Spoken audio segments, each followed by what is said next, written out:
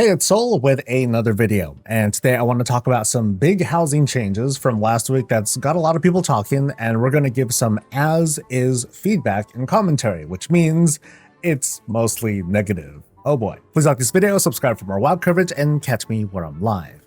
So here's the long and short of it. Each of these room types used to count for just like one room. This was a room, this was a room, this was a room, and now they have an individual value. And the number we see over the room layout screen, it now reflects how much of this budget is spent. It's not like whole numbers, because before it counted literally the number of rooms you can have in the house no matter what kind it is. This might have been understated, but most of us who've been observing presumed something like this was going to happen, and I've touched on this before. I mean, after all, it would be weird to have all of these room sizes all have the same value, because then what would be the point of the smaller rooms? We might as well have the flexibility. Player behavior would suggest we always use the biggest room possible pretty much every time, and then let walls or other things shape the room later. This image here was locked up by Larona on Discord with the room types and current values. Some of these values, as you can see, they're pretty darn high, the biggest being the large square room at a whopping 20 units, with the modest closet having a value of 1. Now here's a look at the layout for the house in the virtual tour. Here's one floor, and then here's the other. And now I'm going to overlay the costs of these rooms using the current numbers for, here's this floor, and then here's the second floor. We're going to revisit these images a bit later. Now I'd like to share with you the current budget as we first get our houses, and what I'm guessing to be the first 5 levels we'll gain during early access. Our budget starts out pretty low at 9 units, and it'll top out at 24. Which is still barely enough to squeeze in a large room, which, by the way, we have not seen in the alpha or the PTR. Without a doubt, this feels like a nerf, although this ends up translating a bit differently between players. I mean, take me for example.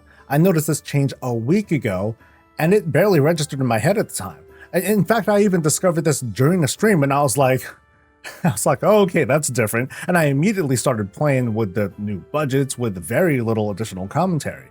And then this many days later, we're seeing these reactions across the board, and lots of people are disappointed they can't make a ginormous motel for their dozens of alts.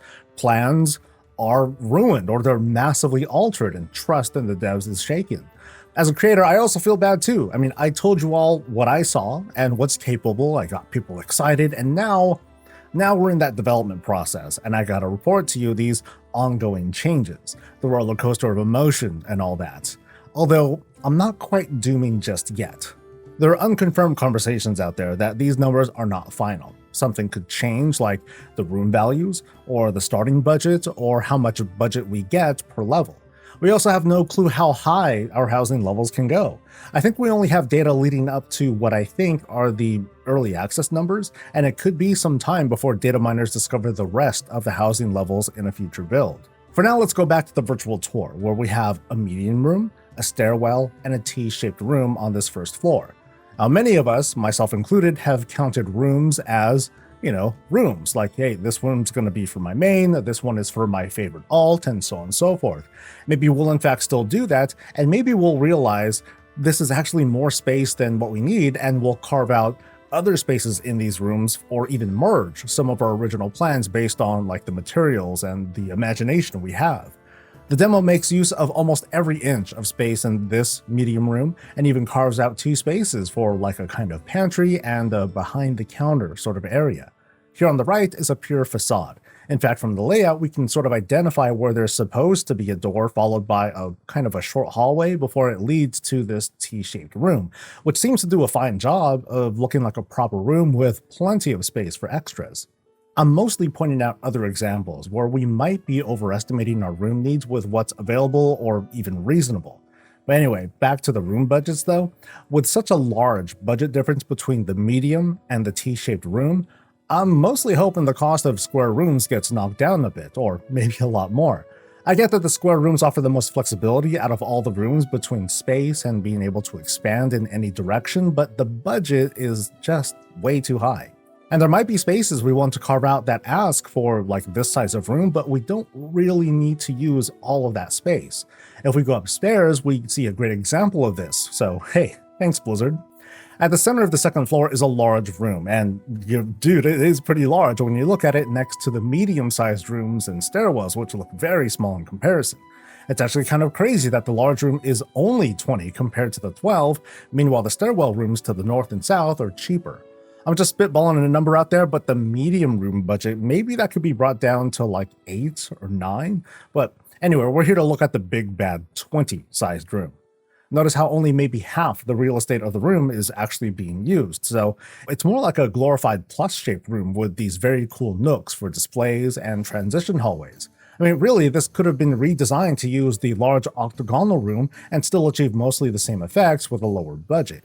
So one possible reality that might have taken place here, maybe the designer of this room first had it in mind to use the square room just in case, and just didn't end up using it.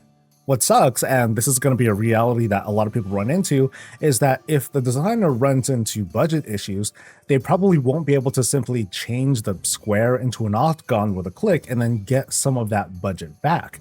They'd have to rebuild and probably rearrange all the rooms connected to it first. Like a redo would be a huge hassle, all to get back, 4 units of room budget? My recommendation, the size of things, no matter the shape, maybe they should just stay the same cost. This room right over here also demonstrates how much space we might end up using versus what's available. Not to say you should be only building like really tiny rooms, like this is only an example. What we get here is a perfectly cozy, if not slightly cramped room, carved into a medium-sized room when really this could have been a small room or a T-shape or even a hallway. It's very, very fun to plan for housing. I mean, dude, I've been doing it myself. But planning during this stage of development comes with risks, as we can all see. The roller coaster of development can really feel rough during these dips, and hey, it sucks. It feels like something's being taken away, even though we're just in the theory crafting stage and it's not really in our hands yet. So is it really being taken away? Yes, it kind of is. Now, you don't need to follow this advice, but I would suggest planning around the growth and development of our housing levels and not like the far off master plan. Factoring your time and energy that it would take gathering the materials and decor needed, as well as just leveling up our house and working those endeavors.